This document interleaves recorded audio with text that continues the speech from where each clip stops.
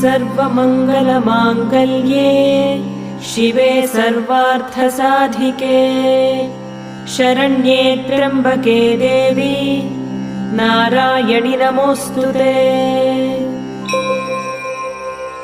अस्य श्रीललिता सहस्रनामस्तोत्रमाला मन्त्रस्य वशिन्यादिवाग्देवता ऋषयः अनुष्टुप् छन्दः श्रीललिता परमेश्वरी देवता श्रीमद्वाग्भवकूटेति बीजम् मध्यकूटेति शक्तिः शक्तिकूटेति कीलकम् श्रीललिता महात्रिपुरसुन्दरी प्रसादसिद्धिद्वारा चिन्तितफलावाप्त्यर्थे जपे विनियोगः।